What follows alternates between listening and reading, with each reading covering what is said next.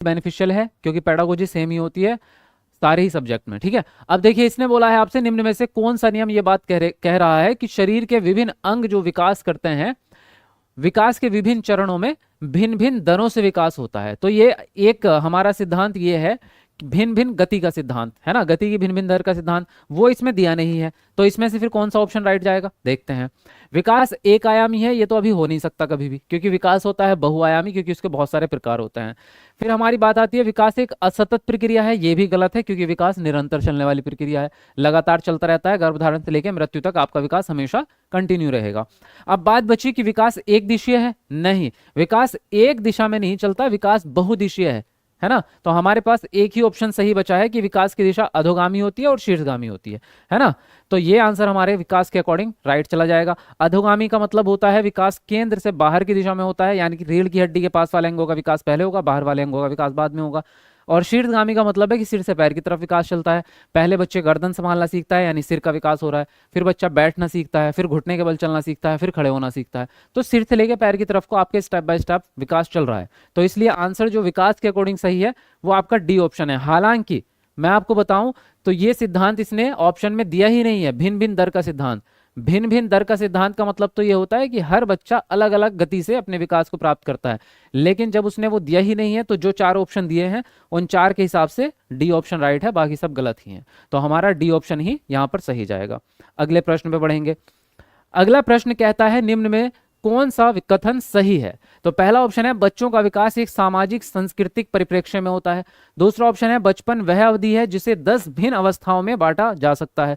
तीसरा ऑप्शन है बच्चों की सोच सामाजिक अंतःक्रिया से प्रभावित नहीं होती है। और फोर्थ है आपका बच्चों का विकास केवल आनुवांशिकता पर निर्भर करता है। तो बताएंगे आप कमेंट करके कौन सा ऑप्शन आपको सही लग रहा है। चलिए जल्दी से लिखेंगे सब लोग। बहुत बढ़िया, 1000 लाइक में हमारा एक लाइक कम पड़ा है भाई, जल्दी बताओ कौन करेगा। कमेंट को नीचे करके जल्दी लाइक करके आएंगे। 1000 वाला लाइक कौन करेगा बताओ।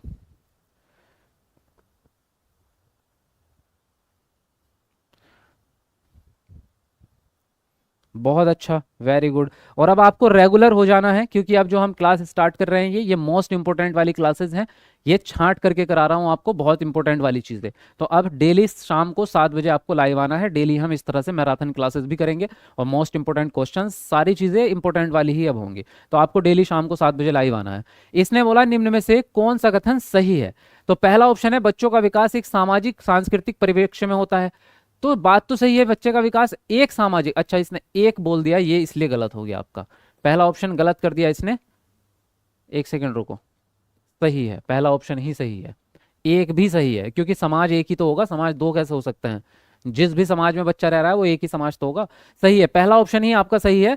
बच्चे का जो विकास है वो सामाजिक सांस्कृतिक परिप्रेक्ष्य में होता है, यानी वाइगोत्स्की भी ये बात कहते हैं। और जनरली देखा जाए तो जिस कम्युनिटी में जिस जगह पे बच्चा पैदा होगा वही चारों तरफ की चीजों से उसके ऊपर इफेक्ट पड़ेगा। सही है पहला ऑप्शन। फिर कह रहा बचपन वह अवधि है जिसे 10 भिन्न अवस्थाओं में बांटा गया है।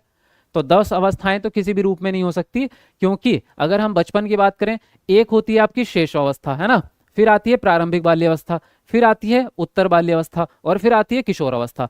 केवल और केवल 4 ही अवस्थाएं हैं, 10 कहां से हो गई, 10 तो हुई ही नहीं, केवल 4 अवस्थाएं हो रही हैं। और अगर गर्भावस्था को भी जोड़ लोगे तब भी 5 ही होगी, जबकि उसको जोड़ते नहीं है हम, क्योंकि वो अधिगम में आती नहीं है, वो पहले की अवस्था हो गई, है ना। तो वो विकास में आ सकती है लेकिन आपकी साइकोलॉजी में नहीं आएगी। तो बचपन की बात करी है, बचपन तब शुरू होगा जब बच्चा जन्म ले चुका है, उसके बाद। अब बात आती है बच्चों की सोच सामाजिक अंतःक्रिया से प्रभावित नहीं होती, बिल्कुल होगी। ये बात गलत है कि बच्चों की सोच सामाजिक अंतःक्रिया से प्रभावित नहीं होगी। बिना समाज के, मतलब समाज तो अपना असर 100% डालेगा ही डालेगा। जिस वातावरण में आप रहेंगे वहां के विचार, वहां की चीजें आपके ऊपर असर करेंगी 100%। और बच्चों का विकास केवल आनुवांशिकता से हो जाएगा, ये बात गलत है। आनुवांशिकता से आपको गुण जरूर मिलते हैं, लेकिन डेवलपमेंट तो वातावरण में ही होता है ना। आनुवांशिक गुण आपको इंटरनल रूप से पुश करेंगे और एक्सटर्नल रूप से आपका समाज, तो दोनों मिलकर के चलेंगे तभी आपकी कंप्लीट पर्सनैलिटी बनेगी, है ना। तो फर्स्ट ऑप्शन यहाँ पर आपका पॉजिटिव था, यही आंसर राइट जाएगा। अगला प्रश्न क्या है देखिए। अगला प्रश्न है आपका आनुवांशिक विन्यास के पूर्व निर्धारित रूप से प्रकट होने की प्रक्रिया क्या कहलाती है। तो पहला ऑप्शन है अनुकूलन, दूसरा है अधिगम, तीसरा है सामाजिकरण और डी ऑप्शन है परिपक्वता। अब बताओ, बहुत नए प्रश्न लग रहे होंगे आज थोड़े से, लेकिन बहुत इंपॉर्टेंट प्रश्न है, ऐसे ही प्रश्न एग्जाम में देखने को मिलेंगे आपको, तो इसीलिए ध्यान से इसका आंसर करें सभी लोग। चलिए फटाफट लिखेंगे सब लोग आंसर। बहुत अच्छे,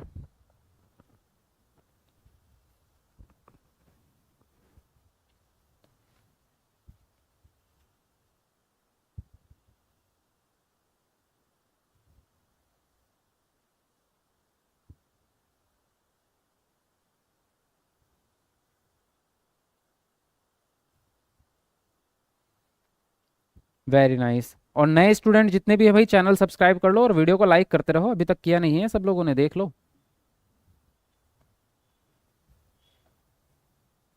अब देखिए, इसने बोला आनुवांशिक विन्यास के पूर्व निर्धारित रूप से प्रकट होने की प्रक्रिया कौन सी है। आपके डिफरेंट डिफरेंट आंसर आ रहे हैं, कोई तो तीसरा ऑप्शन दे रहा है और कोई दे रहा है पहला ऑप्शन, है ना। पहला ऑप्शन दे रहे हैं, फिर तीसरा, चौथा ऑप्शन दिया है किसी किसी ने, जैसे क्या नाम है, अनीश कुमार, इन्होंने दिया है। बाकी तो चौथा तो नहीं आ रहा, तीसरा ऑप्शन ज्यादा दिख रहा है, पहला और तीसरा, है ना। यही ऑप्शन आप लोग दे रहे हैं, पहला और तीसरा, और तुम दोनों का ही गलत है। एक्चुअल में आंसर इसका डी ऑप्शन राइट है। अब समझिए कैसे, बात समझते हैं। इसने बोली है बात आनुवांशिक विन्यास के पूर्व निर्धारित रूप से। आनुवांशिकता आपकी पहले से ही आपके डीएनए में वो कोडिंग होती है कि आप कैसे कैसे बड़े होंगे। आपका जो शारीरिक बनावट है, हमने पहले से ये बात बताई हुई है, शारीरिक बनावट जो है उस पर 99% हक जो है वो आनुवांशिकता का है। आपकी लंबाई कितनी होगी पेरेंट्स पे डिपेंड करता है, लगभग 90%, है ना। उसके अलावा आपकी शक्ल कैसी दिखेगी, आपकी आंखों का रंग, बालों का रंग, आपके हाव भाव, ये सारी चीजें आपके माता पिता से या पूर्वजों से मिलती जुलती होती हैं, है ना। ये बात तो एक क्लियर है। अब दूसरी बात पे आओ।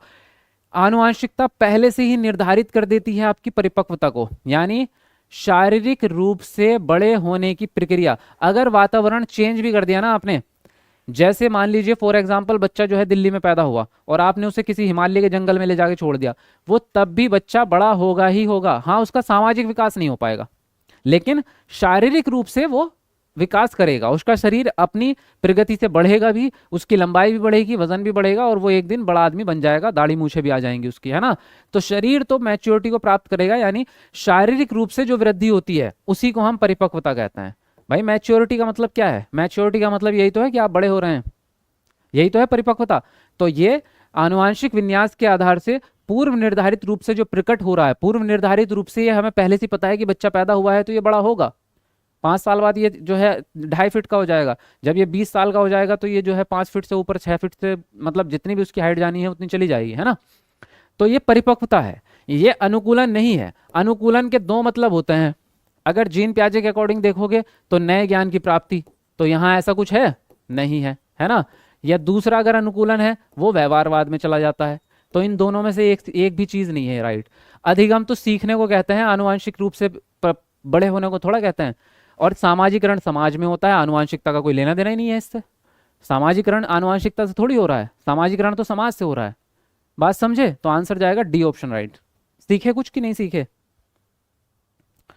अगले प्रश्न पे आइए। अगला प्रश्न कह रहा है खाली स्थान सामाजिकरण का प्राथमिक और खाली स्थान सामाजिकरण का द्वितीय कारक है। तो यहाँ पर खाली स्थान में कौन से आएंगे ये आपको बताना है। चलिए कमेंट में लिख के बताएंगे सब लोग।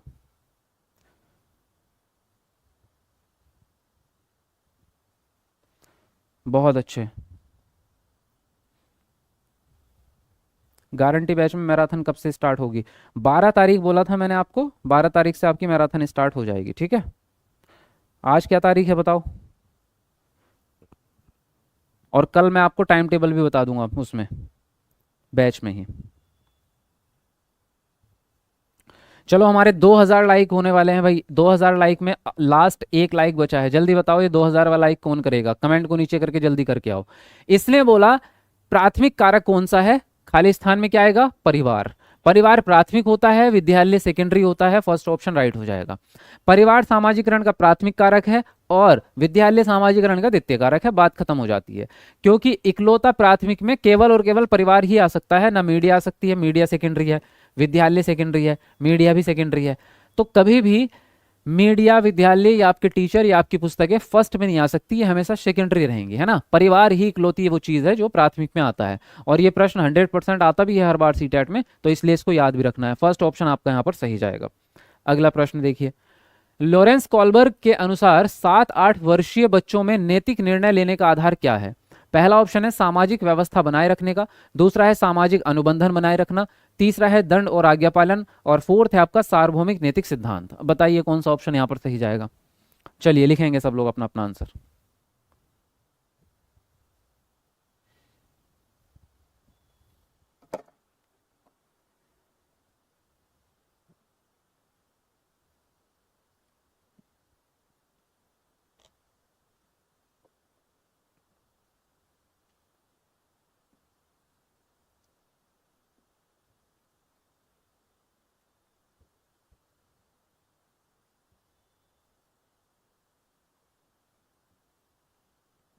बहुत बढ़िया। अब देखिए, इसने बोला लॉरेंस कॉल्बर के अनुसार 7-8 वर्ष का बच्चा। अब बात यहां से शुरू होती है आपकी, क्योंकि यहां पर आपको कोई भी अवस्था नहीं दी गई है, सिर्फ उम्र दी गई है। तो अगर हम उम्र की बात करें तो हमारे पास जो 3 अवस्थाएं हैं, नंबर 1 अवस्था पूर्व पारंपरिक, दूसरी पारंपरिक, तीसरी उत्तर पारंपरिक। तो इसकी शुरुआत कहाँ से होती है? इसकी शुरुआत होती है यहाँ से 3 साल से लेके 10 साल तक, फिर 10 साल से लेके 13 साल तक, और फिर 13 साल से ऊपर की अवस्था होती है ना। फिर 13 से ऊपर की बात हो जाएगी। तो अब जो हमें इसने उम्र बताई है वो बताई है 7-8 साल की उम्र। तो यहाँ तक इसका मतलब यह है कि 7 से 8 साल की उम्र का बच्चा है तो पहली अवस्था में ही होगा।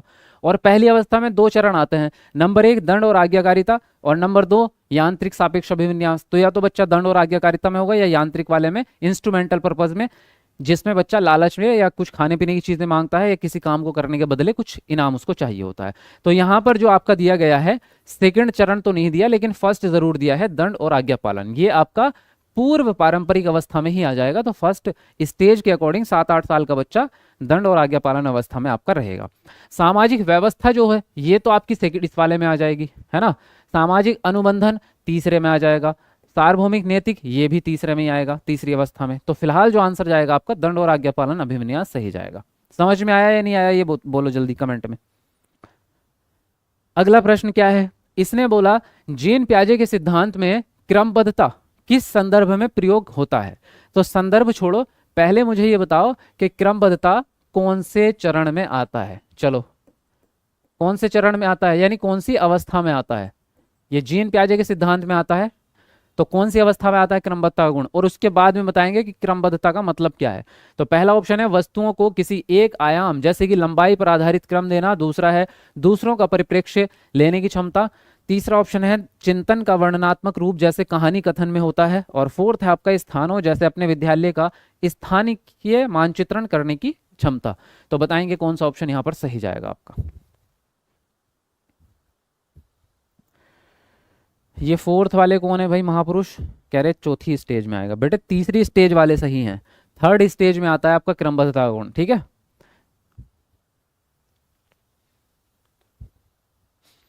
चलिए जल्दी जल्दी से सब लोग लिखेंगे अपना अपना आंसर।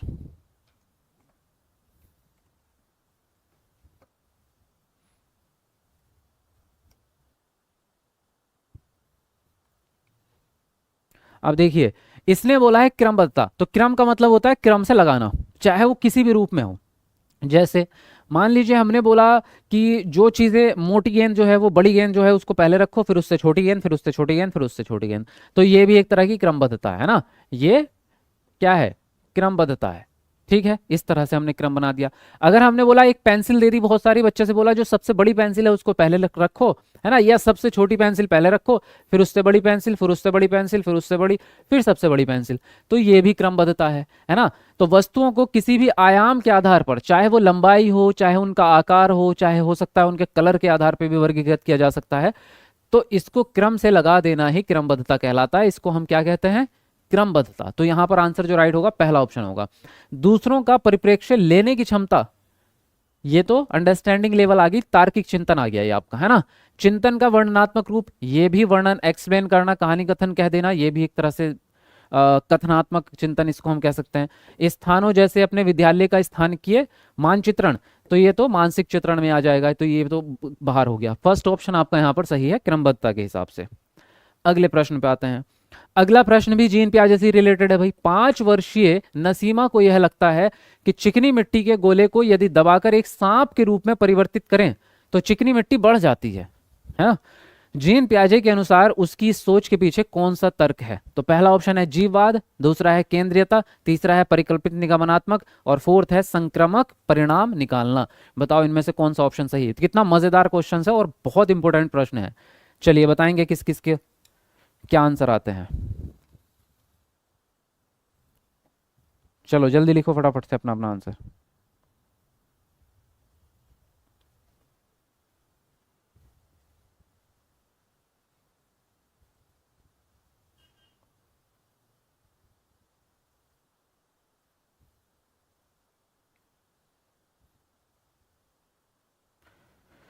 गारंटी बैच हमको नहीं मिल रहा है सर। अरे ऐसा कैसे नहीं मिल रहा तुमको? प्रभा, ऐप पे मिलेगा ना, ऐसे टीचर एकेडमी के ऐप पे जाके लो, वहां से मिलेगा। इसने बोला है नसीमा जो है वो 5 वर्ष की बच्ची है। अब 5 वर्ष की बच्ची है तो पहली चीज तो यही क्लियर हो गई कि 5 वर्ष का बच्चा जो है जीन प्याजे की दूसरी अवस्था में रहेगा, और दूसरी अवस्था का नाम है पूर्व संक्रियात्मक अवस्था। तो दूसरी अवस्था के गुण कौन से हैं? ये दोनों हैं। देखो, तो पहले तो यहीं के यहीं ऑप्शन काट दो, 2 ऑप्शन ही बचे अब आपके पास, क्योंकि परिकल्पना करना ये आता है कब? ये आएगा 4th स्टेज में, और संक्रमक परिणाम निकालना यानी कैलकुलेशंस वगैरह करना तीसरी अवस्था में आएगा। तो ये दोनों तो बाहर हो गए। अब इसने जो बात बोली है वो समझिए। इसने बोला कि उसको ये लगता है कि चिकनी मिट्टी अगर गोल है ना, चिकनी मिट्टी का गोला है तो ये छोटा सा दिख रहा है ना। इसको अगर मैं पतला ऐसे ऐसे करके ऐसे ऐसे करके, और इसको जो है ऐसे ऐसे कर दिया है ना, ऐसे लंबा कर दिया इसने, तो उसको लगता है मिट्टी बढ़ गई है, जबकि उसकी सिर्फ लंबाई यानी उसकी आकृति बदली है, उसके मटेरियल में थोड़ा, क्वांटिटी में तो कोई बदलाव नहीं था, है ना। मान लो 50 ग्राम की मिट्टी थी तो बाद में भी 50 ग्राम की ही है, बस उसने उसको लंबा कर दिया। हम बचपन में आटा लेते थे ना, ऐसे सांप बनाते थे, वही सेम चीज। ये गुण संरक्षण कहलाता है, यानी कि बच्चे के अंदर अभी संरक्षण आया नहीं है ना, तो बच्चा अभी तीसरी स्टेज में नहीं पहुंचा, अभी वो अपने ही ख्यालों में खोया हुआ है, उसको लगता है, यानी उसको अपना दृष्टिकोण जो लगता है वही सही है। तो जब बच्चे को अपना ही दृष्टिकोण सही लगता है और दूसरे का दृष्टिकोण वो समझ नहीं पाता, तो इसको हम कहते हैं केंद्रीयता। क्या कहते हैं इसको? इसको केंद्रीयता कहते हैं। बच्चा अपनी ही सोच में खोया हुआ रहता है। जीववाद इसको नहीं कहेंगे, क्योंकि जीववाद का मतलब तो होता है कि निर्जीव चीज को जीवित समझ लेना, गतिमान चीज को। जैसे पंखा घूम रहा है तो बच्चा सोचता है कि ये घूम रहा है, मतलब ये जिंदा है। तो यहाँ पे आंसर जो राइट जाएगा सेकंड ऑप्शन जाएगा। अब बताओ, क्लियर समझ में आया आपको ये या नहीं आया? अगले प्रश्न पे बढ़ेंगे हम। अगला प्रश्न है, लेव वाइगोत्स्की के संज्ञानात्मक विकास का सिद्धांत पर आधारित है। किस चीज पर? सामाजिक रचना पर, या व्यवहारवाद पर, या मनोविश्लेषण पर, या सार्वभौमिकता पर? बताएंगे जरा, सब लोग लिखेंगे अपना अपना आंसर।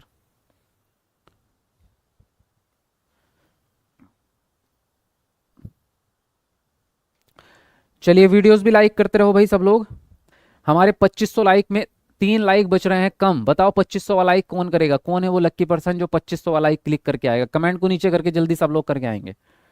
बहुत इंपॉर्टेंट क्लास है, तो इतना तो आप बिना कहे करेंगे। सामाजिकरण की प्राथमिक इकाई समाज है या परिवार? सामाजिकरण की प्राथमिक इकाई जो है वो परिवार है। प्राथमिक इकाई, है ना, समाज नहीं है, परिवार है। समझे आप? ठीक है। अब बात करते